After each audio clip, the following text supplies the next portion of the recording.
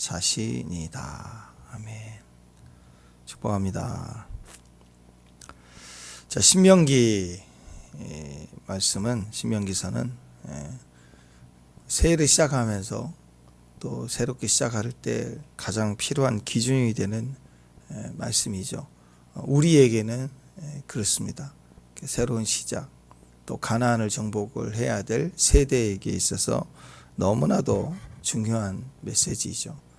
반면에 이 말을 전하고 쓰고 있는 모세 입장에서는 마지막 설교입니다. 죽기 전에 40년 광야를 마치고 이제 120이 다 됐어요. 가나안 직전, 들어가기 직전에 자기 사명 다 끝난 줄 알고 마지막 그 백성, 다음 세대죠. 이 세대는 광야 2세대입니다. 광야 1세대는 출애굽에서 다 죽었어요. 여호수아, 갈렙, 모세만 딱 남아있는 이제 그런 상황에서 이제 다음 세대가 들어가야 될 그 새로운 세대, 또 오늘 여호수아 군대처럼 그랬는데 여호수아 군대같이 정복자의 세대를 향하여 반드시 이것을 지켜라 하고 승리의 비결이죠. 원칙이죠. 유언과도 같은 그런 의미의 메시지입니다. 마치 예수님이 십자가에서 내가 다 이루었다 그 말씀만 하셨지만 이게 다 담겨지는 거죠. 새로운 세대, 거듭난 주의 백성들에게 지상 명령하신 것 같은 우리에게 주시는 그런 유언과 기회와 또 축복의 권리, 권세, 이 모든 것이 다 담겨져 있는 메시지입니다. 그러니까 40년 동안 출애굽 과정을 통해서 실제로 나 경험해 봤다. 이건 빼도 박도 못한다. 이건 정확하다. 분명하다. 이 원칙들을 우리에게 얘기를 하고 있는 거예요. 그냥 이론이 아니라 경험자예요. 실제로 경험한 그 결과를 가지고 얘기를 하는 메시지입니다. 신명기 말씀이 얼마나 중요해요. 그래서 마치 모세가 우리에게 지금 마지막 유언을 마지막 설교한다 이런 느낌으로 신명기 말씀을 쭉 이렇게 우리가 묵상해 갔으면 좋겠습니다. 어제 우리 못했지만 1절부터 8절까지 쭉 보면 초반에 이제 순종에 대한 얘기를 하고 있어요. 순종. 그리고 어제 후반절에는 순종하고 또 사람을 세우는 거 이런 부분들에 대해서 이제 중요한 기준이 됩니다. 나에 있어서 나라는 존재 자체는 하나님께 순종, 그리고 사람을 세운다는 것은 같이 일을 하는 거죠. 동행하는 입장에서 이웃에 관한 이야기. 하나님에 대해서는 순종, 이웃에 대해서는, 옆 사람에 대해서는 사람을 세우고 사람을 함께 동행해 가는 그 모습에 대한 이야기를 합니다. 새로운 길을 간다는 거, 새로운 여정을 간다고 할 때 제일 중요한 건 하나님 관계죠. 어떤 상황에서도 하나님 말씀에 순종하는가. 또 두 번째, 내 직장 동료, 내 상황, 이웃, 가족부터 시작해서 나 외에 너라고 칭하는 모든 사람들과의 관계에 있어서 누구를 세울 것인가. 또 사장님이라면 직원을 잘 세워야 되겠죠. 또 자기 위에 세워진 자, 우리를 책임질 수 있는 리더자를 선택하는 것도 중요합니다. 그러니까 이런 모든 것들에 있어서 너라고 하는 이웃에 대한 것들을 생각할 때 하나님이 어떻게 우리를 세워가실까, 우리를 함께 세워져가는 모습이기도 합니다. 그래서 이 순종이 너무너무 중요하고 함께 세워져가는 이 모습이 너무너무 중요하다. 이런 기준을 가지고 보셨으면 좋겠습니다. 오늘 이 말씀을 보면 이제 순종에 대한 얘기를 잠깐 먼저 하면 1장 2절 어제 2절 보면은 호렙산에서 세일산을 지나 가데스 베네아까지 10하루길이었다. 그래서 10하루길. 원래 이제 길 가면 10하루길. 그러니까 11일 걸린 2주가 잠깐 안 되죠. 2주.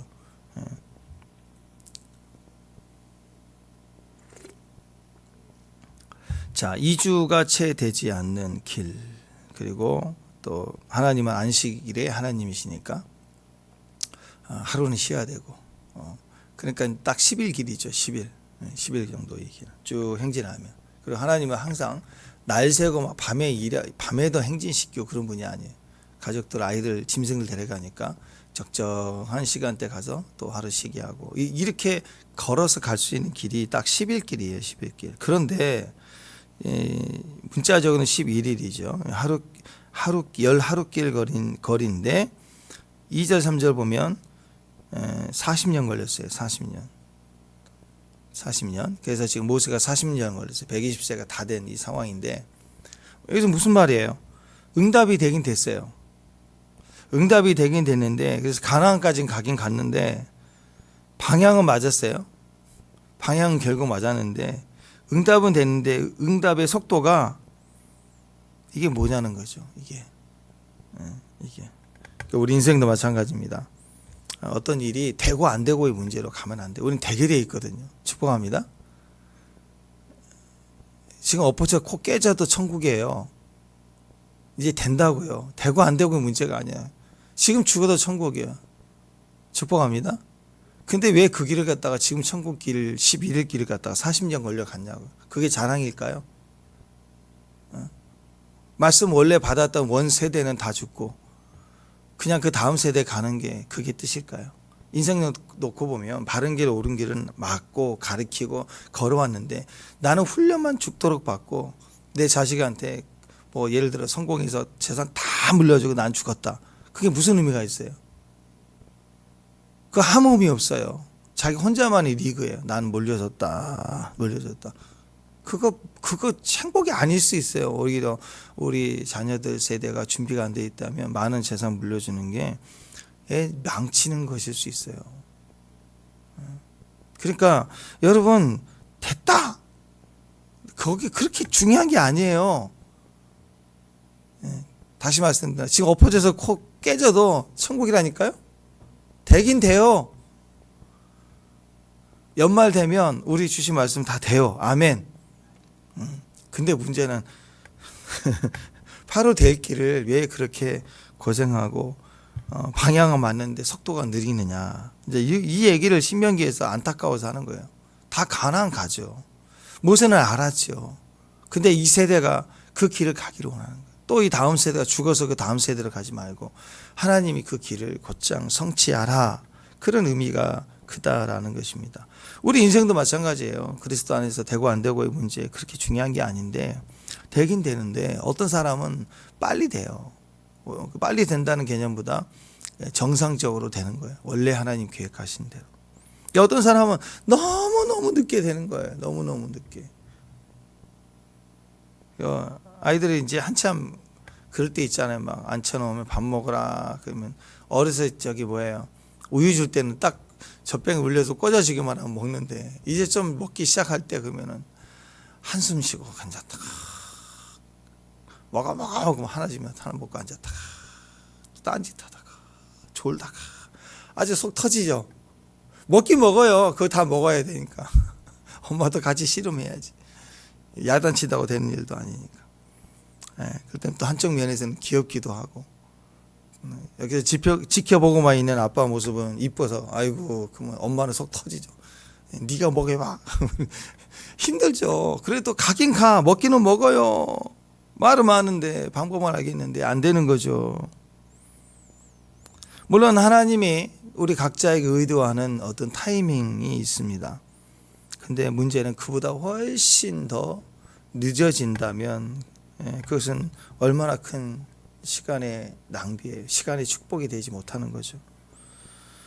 자, 그 이유가 뭐냐? 신명기에서는 정확하게 그 의미를 그 이유를 갖다가 순종이라고 얘기해요. 순종의 유무, 순종이 있고 없고에 따랐다라고 얘기를 합니다. 그러니까 이 세상에서 제일 빠른 길은 순종이다. 이 세상에서 제일 빠른 길은 순종이다. 우리가 이것을 기억해야 됩니다. 하루 만에 할 수 있는 일을 한번 뭐 그럴 수는 없겠지만 아주 그냥 제껴 보세요. 제끼고 막 거역해보고 막 때를 써보고 한번 해보세요. 한 40년 걸릴걸요. 이게 제 얘기가 아니에요. 성경 얘기. 하루 될 일도 난리치면 1000년이 될 수도 있죠. 안 돼요. 안 될 수 있다고요. 교회가 마찬가지입니다. 또 저와 여러분이요. 순종해 가면 하루 만에도 엄청난 일을 해내기도 하죠. 불순종하면 단 하루 할 일도 40년 걸려서 할 수도 있다라는 것입니다. 자, 그래서 여러분 우리가 하나님의 길을 간다, 믿음으로 간다고 할 때 이 개념을 잘 생각해야 돼요. 하나님 오늘 나와 함께 하신다. 이것은 그냥 개념이 아니라 우리 삶의 실제가 돼야 되는데 그 실제가 되기 위해서는 바로 그 말에 따라 실제화가 되는 방법은 내 몸으로 헌신해야 돼요. 실제로 지켜야 되는 것입니다. 그럴 때 그 길이 우리 안에 실제화가 된다. 개념으로 남지 않는다. 기억했으면 좋겠어. 그럼 왜 우리가 순종이 더디 될까? 들었는데 알았는데 왜 순종이 더디 될까? 변호하자면 약간 변호하자면 사람 마음속에는 왜 순종이 즉각한데 들어도 안 되느냐? 좋게 인간적으로 변호를 해본다면 사람 속에는 두려움이 있어서 그래요. 두려움. 요한일서 4장 18절에 보면 사랑 안에 두려움이 없고 온전한 사랑이 두려움을 내쫓나니 두려움에는 형벌이 있습니다. 두려워하는 자는 사랑 안에서 온전히 이루지 못하느니라. 자, 사랑에 대한 확신이 분명하면요, 나를 평가하고 판단하고 체크한다 그런 개념이 아니면 우린 두렵지 않습니다. 두렵지 않으면 그 자신의 모습대로 그 역할을 충분히 할 수가 있는 거예요. 기계와 달라요. 기계는 고장나면 멈춰버리고 작동이 안 되는 거죠. 기계가 움직여야 되는데 오늘은 할 마음이 없어. 아, 기분 되게 나쁘네. 날씨가 춥다. 뭐 그래서 기계가 안 하고 또 마음이 서운하다. 어제 일 생각하니까 아, 되게 괘씸하네. 그래서 내가 안 해야지. 뭐 그러지 않죠. 기계는 그럴 수가 없어요. 근데 사람은 그 모든 감정을 하나로 그것이 두려움이라는 거죠. 뭔가 근심, 걱정, 의심, 판단 막 이런 게 있다. 결국 다른 말로 얘기하면 사랑이 없는 거고, 오늘 요한일서 말씀으로 보면 사랑이 없는 거, 그것은 두려움이 있다.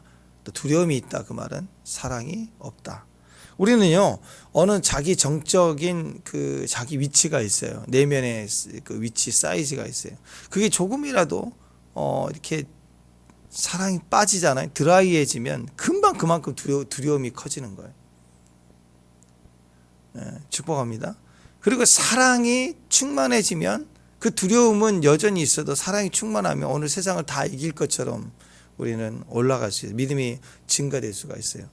그래서 두려움을 빼고 두려움을 더하고 할 수 있는 건 별로 없거든요. 우리는 항상 두려운 존재니까. 그냥 그 자동차의 핸들을 움직이는 것처럼 조절할 수 있는 게 사랑입니다. 하나님 모든 말씀이 사랑이죠. 그분의 임재, 또 그분 앞에 들어가 찬양하고 예배하는 이 모든 것은 우리의 두려움을 깨기 시작해요. 왜냐하면 사랑이 조금 채워질수록 우리는 두려움을 이길 수가 있고 순종할 수가 있어요. 근데 내가 눈에 보이는 어떤 겁먹고 두려워하는 상황이 딱 보이면 그냥 사랑이 드라이해져요. 약해져요. 또 주님과의 관계가 약해지면 당장 인간의 생각이 발동이 됩니다. 두려움이 와요. 그래서 흔들려요. 아이들이 눈치를 보기 시작할 때부터 사랑이 결핍되면 눈치를 보기 시작하는데요. 눈치를 보기 시작하면 사랑이 자꾸 개념으로 가려고 그래요. 우리도 마찬가지죠. 저는 사랑받을 만하다. 쟤는 받아야 돼.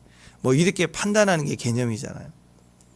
개념화가 되면 아이들도 개념화가 되면 자꾸 두려워하고 눈치를 보게 돼 있어요.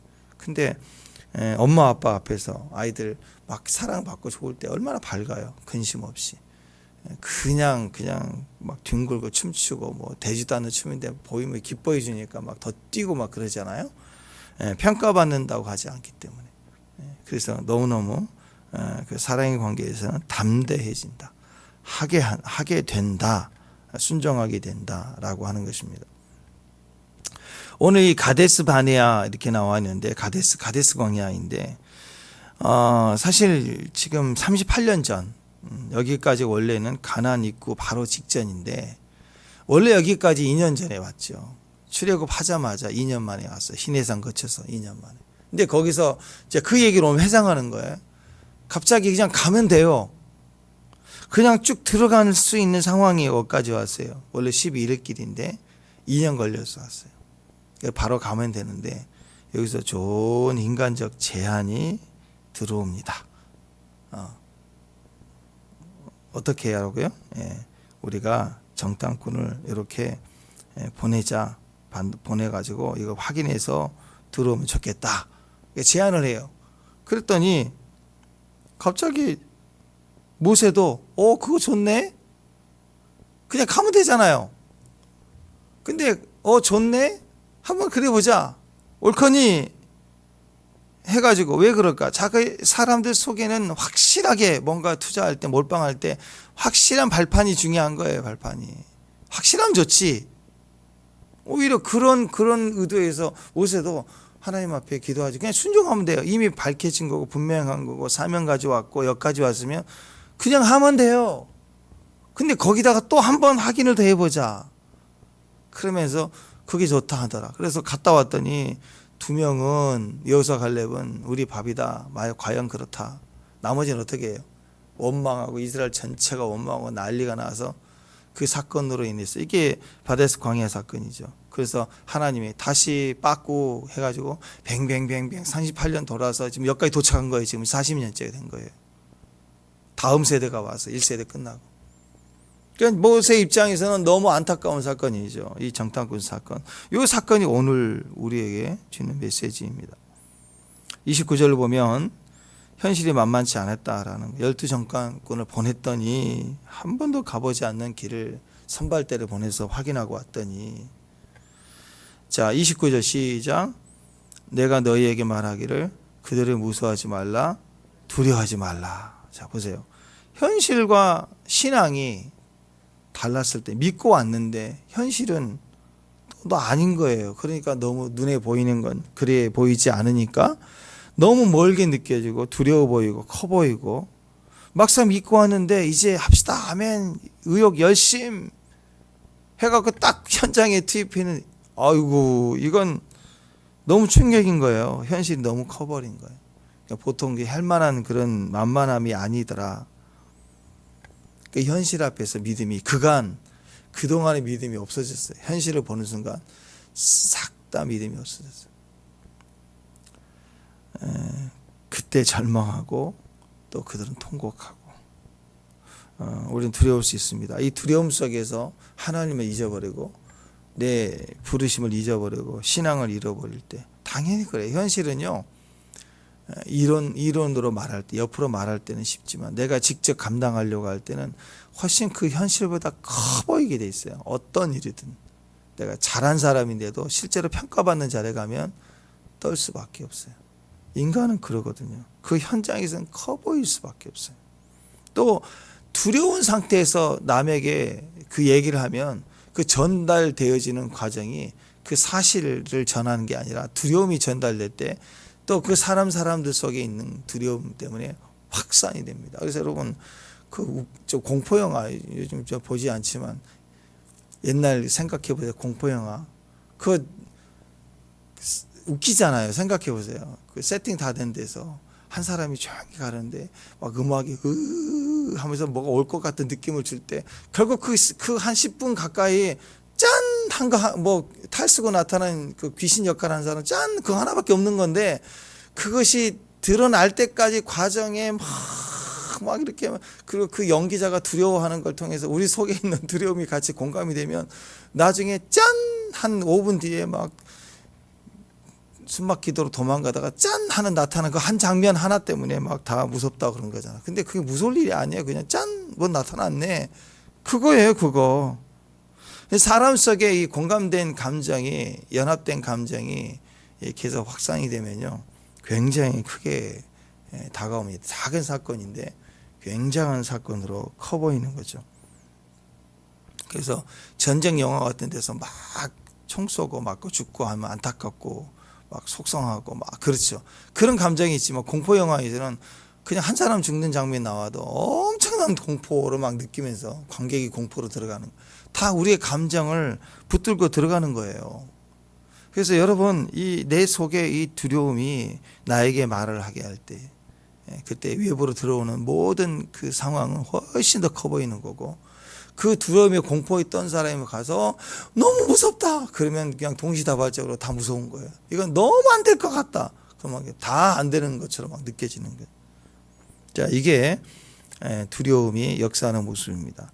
현실이 강해 보일 때 당연히 인간은 피조물이기 때문에 또 죄의 결핍이 있기 때문에 인간 입장에서는 다 강해 보이고 커 보일 수밖에 없습니다. 새로운 일을 시작할 때 심지어는 이사 가려고 할 때도 별 걱정을 다 해요. 새로운 직장을 가거나 새로운 일을 시작하거나 그럴 때 오늘 모세는 우리에게 믿음이라고 얘기해요. 믿음.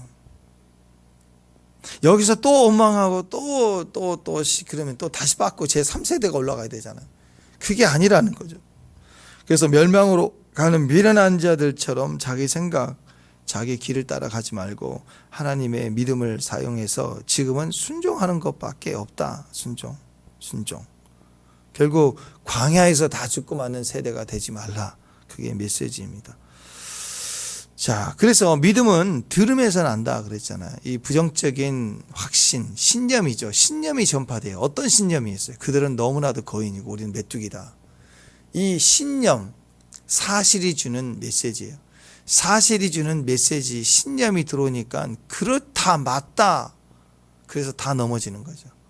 근데 우리는 사실이 주는 믿음이 아니라, 신념이 아니라 하나님 약속이에요.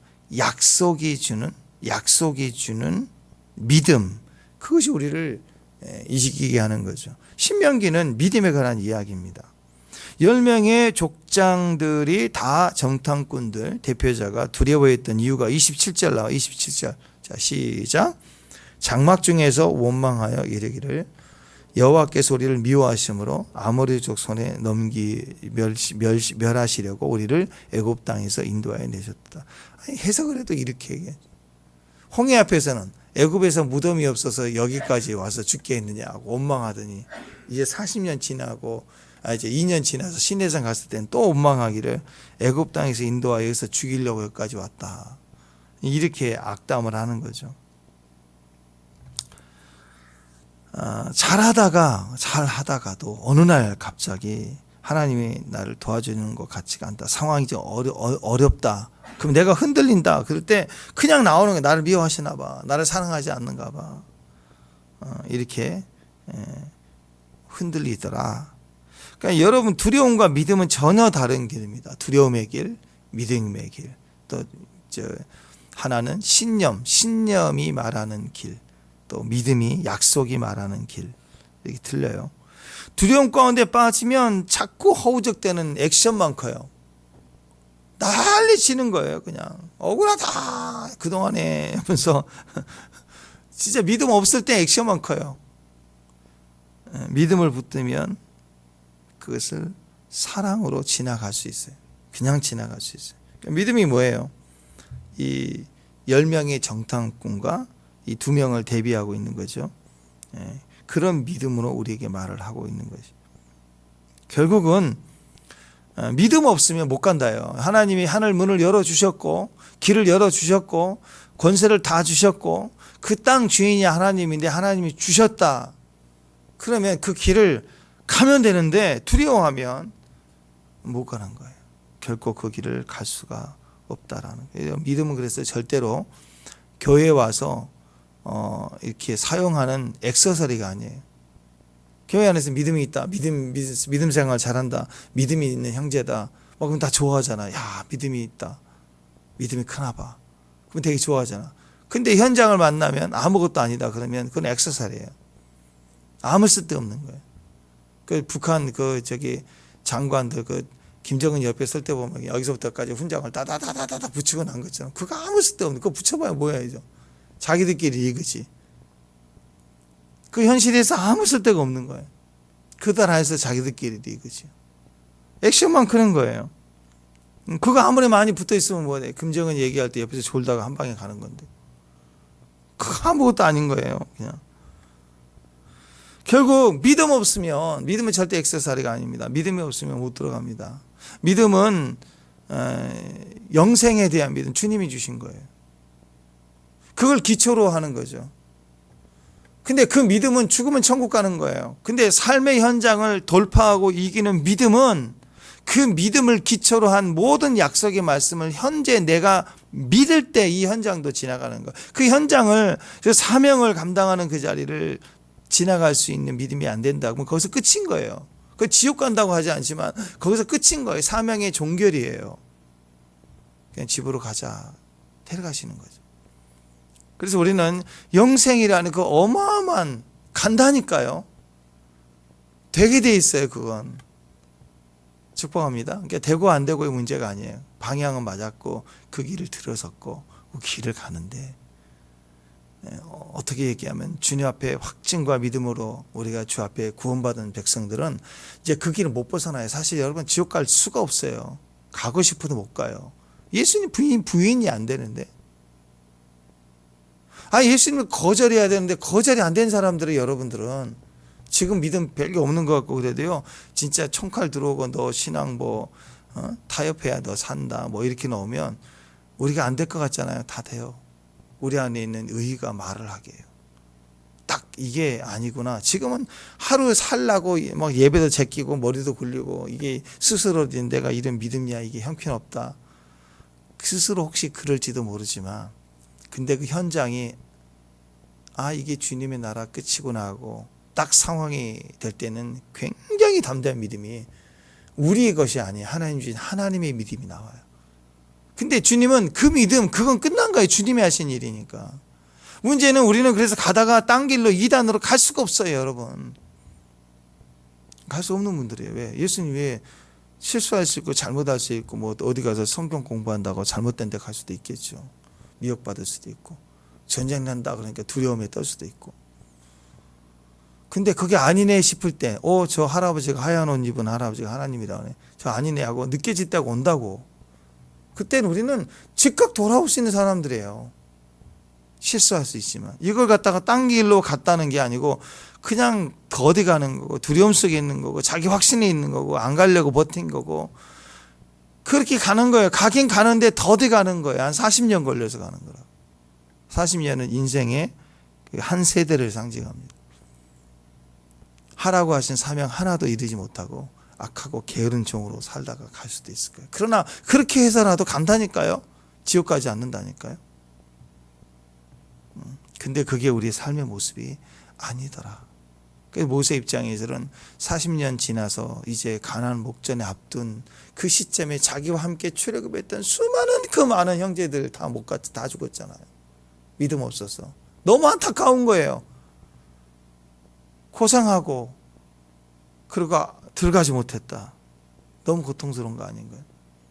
그래서 믿음은 영생에 대한 믿음을 끝내지 말라는 거예요. 된다고요. 이제는 우리가 현장을 이기는 믿음으로 그 약속을 주신 말씀을 가지고 현장을 부딪혀 가라. 오늘 이것을 돌파해 가라. 다시요. 하늘 문이 열렸어요. 5784년 하늘 문이 열렸다. 그 문은 내가 지켜야 되고 파수해야 되고 막 중보해야 되고 그런 문이 아니라 이 문의 종류는 달라요. 문지기를 지켜야 될 문제가 아니라 통과해 가야 될 문제예요. 이제는 하늘을 출입하고 기도를 출입하고 예배를 출입하고 하면서 하나님 은혜로 말미암아 우리에게 주신 것들을 가지고 풀어내라. 네 현장이 풀어내라. 양으로 생명을 얻게 하고 더 풍성히 얻게 하려 하심이라. 꼴을 얻었으면 가지고 와서 먹고 마시고 누리고 나눠주라. 사명을 감당하기 위해서 출입하는 거예요. 그래서 올해는 여러분 가나안만 보고 그저 바라만 보고 있지 유행가처럼 크다가 끝! 오라 그러면 왔네요. 뭐 했느냐? 그냥 바라만 보고 훈련만 받다 왔습니다. 우리가 그렇게 가면 안 됩니다. 죽으라고 일만 하다고 가는 것이 하나님 나라가 아니에요. 사랑하는 여러분, 하늘의 문이 열렸다는 건 우리를 향해서 믿음의 수고가 믿음의 결실로 실제화되기를 원하는 거죠. 훈련과 수고로만 끝나지 않고 우리 삶 속에 이루어지도록 하신 내 길, 나에게 허락한 사명의 길을 돌파해 나갈 수 있는 믿음의 종들이 되시길 바랍니다. 이 두 명의 종, 여호수아 갈렙은 그 길을 갔어요. 나중에 이 갈렙을 보십시오. 갈렙은 어때요? 갈렙은 나중에 85세에 이 산지 헤브론 산지를 달라고 다 정복해도 헤브론 산지를 정복을 못했어요. 너무 강력한 곳인데.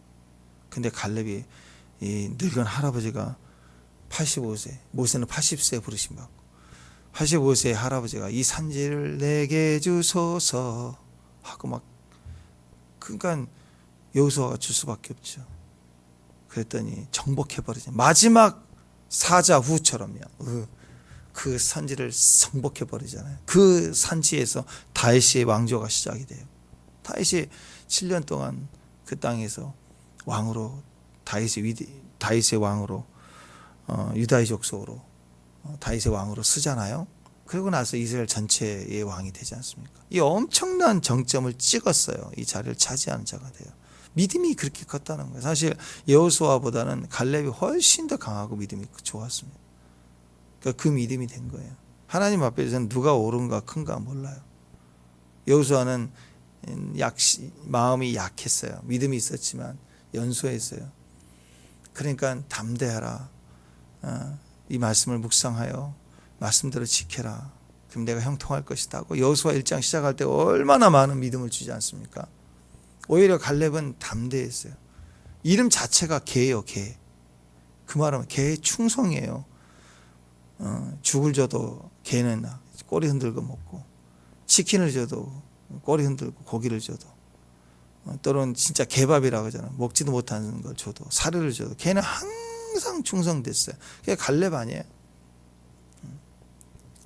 그래서 이 모든 것에 자기 분량과 자기 역할과 자기 직분을 충성했던 사람들을 통해서 하나님 나라는 현실화되었다는 것입니다.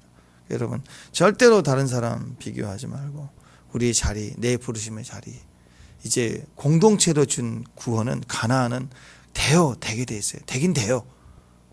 근데 각자 여호수아나 갈렙이나 또 수많은 이스라엘 백성들은 자기 분량과 자기 위치가 있지만 그걸 다 확신과 자기 생각으로 이루지 못하고 안주하고 불안하고 염려하고 걱정하고 고민하고 여기서 우리를 죽게 하는 다 이상한 해석을 하고 그러다 거기서 죽었어요. 그런 어리석은 사람이 되지 않아야 됩니다. 이 12명은 각 족장들과 같은 리더자들 아니 가장 뛰어난, 그러나 그들은 다 그런 평가로 했다라는 것입니다. 그래서 여러분, 저는 그랬으면 좋겠어요. 여러분이 우리에게 주신 믿음의 길을 갈 때 그 길은 주님이 예정한 길이 하루면 하루에 끝낼 수 있는 종들 축복합니다. 아멘. 예. 또 10하루면 그냥 그대로 가는 종들, 우리 교회가 그랬으면 좋겠어요. 40년 걸리지 않는, 가긴 가요. 이제 아멘. 나는 간다. 다 간다. 그러나 주님의 타이밍을 따라 동행한다. 그 믿음이 됐으면 좋겠습니다. 혹시 40년 걸려야 가는 길인데 이 새벽에 나와가지고 기도할 때 그냥 그 기도 속에 탁 믿음으로 방향을 잡을 때, 또 충성할 수 있는 힘을 얻을 때, 저는 그 길이 딱 10일짜리로 줄어질 줄로 믿습니다. 그냥 아니면 우리는 맨 땅에서 40년 걸려야 될 길인데 새벽에 나와서 기도했더니 그게 10일로 쫙 줄어드는 거예요. 축복합니다. 그리고 그 말씀 붙들고 몸부림치니까 우리 그 가정이 세워져 가는 길이, 그 가정의 길이 그냥 하루 만에 단축될 수 있는 길. 그게 원래 하나님 길이었는데 그렇게 될 수 있는 길이 됐으면 좋겠어요. 우리 잘 몰라요. 믿음이 우리를 그렇게 가능하게 하는 거거든요. 예전에 고속도로 차 타고 가는데 차 안에서 110km를 달리는 차 안에 파래가 111km를 달리더라고, 날아가더라고. 파래가 111km는 어떻게 날아가요? 그죠? 뒷좌석에서 앞좌석으로 위우 파래 한 마리 날아와가지고 운전하는데 놀랬어요. 파래가 111km를 한 1km 쳐줍시다. 하여튼 110km니까 뒤에서 앞좌석까지 날아왔으니까 조금 더 빠른 거예요, 차보다. 걔네가 어떻게 날아가요? 불가능하죠. 파리는 알까요? 몰라요. 자기는 몰라. 자기 페이스대로 나는 건데. 근데 한 공간에 타고 있으니까 쉬운 거예요. 비행기를 탔다 그러면 수천 킬로로 날아갈 수 있는 거 아니에요. 파리의 역사에 공중에 몇천 킬로 위 상공을 날 수 있는 파리가 있을까? 없죠. 날아다닐 수 있는 길이 있더라 이거예요. 그게 믿음의 길입니다. 우리도 마찬가지요. 40년이 일주일로 단축돼요. 어떻게 해요? 우린 몰라요. 그냥 그 공간이 기도의 자리면, 그 공간이 새벽에 있다는 게 이유밖에 없는 거예요. 새해 시작입니다. 여러분 환경에 오늘 엎드릴 때마다 막 축축축축 막 축소되고 짧아지고 그 일을 막 돌파해 갈 수 있는 지름길이에요. 지름길은 순종밖에 없어요. 그 순종의 자리를 지키는 거. 가정을 지키시고 교회를 지키시고 사명이 확대돼서 새벽도 지키시고 더 확대돼서 이제 선교에 대해 자리도 내 부르심의 자리도 지켜내고 정복하고 차지하는 저와 여러분 됐으면 좋겠습니다. 신명기 말씀 묵상해 가면서 그 믿음의 길에 승리하시는 저와 여러분 되십시다. 기도하겠습니다. 가나안을 정복할 수 있는 실제가 되는 믿음, 그 믿음의 자리에 오늘 우리 약속들의 말씀들을 붙들고 당당하게 돌파해 갈 수 있는, 그냥 그 말씀을 붙들고 걸어가는 걸음이 비행기를 타고 움직이는 것보다 빠른 길임을 저는 믿습니다. 그 길, 예수의 길, 믿음의 길, 순종의 길 가는 귀한 종들 되게 하옵소서. 예수님의 이름으로 기도합니다.